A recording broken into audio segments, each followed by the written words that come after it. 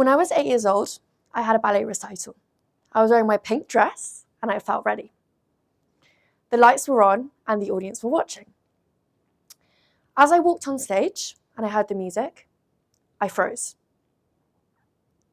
My legs were shaking and my hands were shaking. And I could feel the tears going down my face. Moments later, I ran off stage. I didn't know what to feel at the time, but it wasn't embarrassment. It was rejection. I felt rejected by the version of myself that I thought that I was. I felt rejected by the audience, by the way they were looking at me, and I felt rejected by the world. This moment stayed with me for a long time.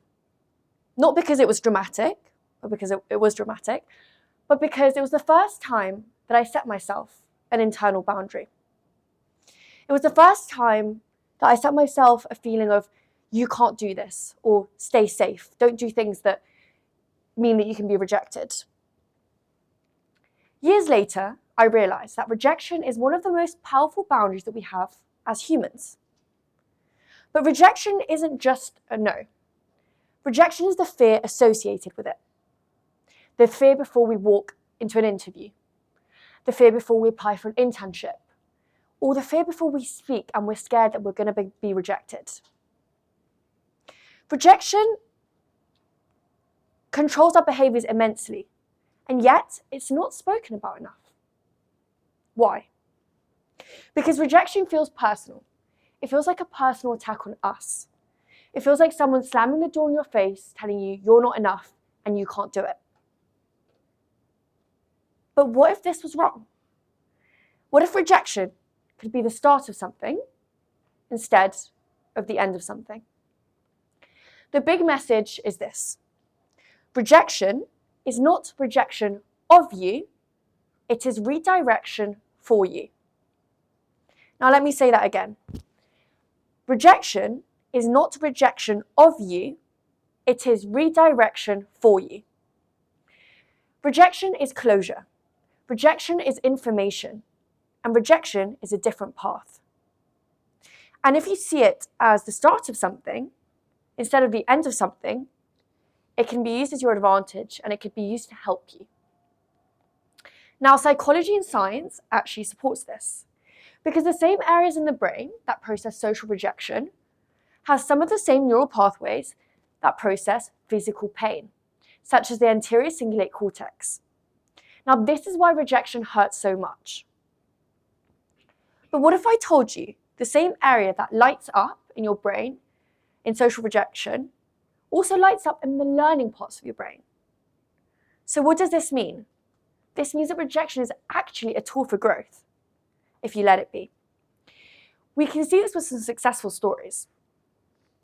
J.K. Rowling was rejected by 12 publishers before she published her book, Harry Potter. Walt Disney was rejected by 300 bankers when pitching his idea of his animations. And Michael Jordan was kicked out of his high school basketball team.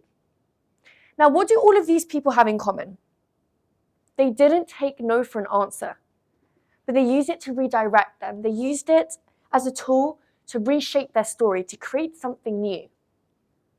And ultimately, we can all do this. Now, a few months ago, I was at university and I wanted to have a leadership role. I wanted to do something different. So I looked at the different societies that were, and I applied for one. I saw one that really aligned with my values and really aligned with me. I was very confident that I was going to get it. I applied. I felt good.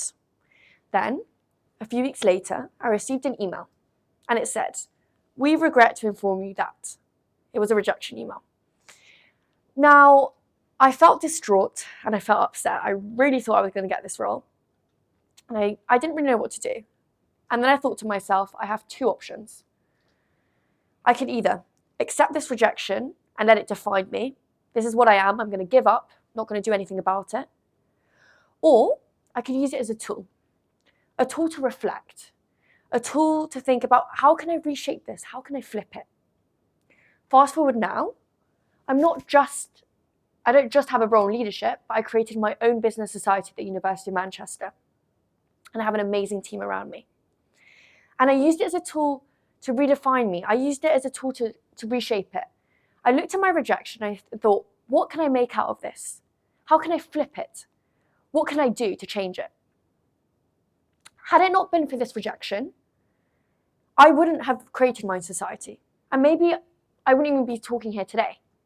The rejection helped me grow and it helped me create something.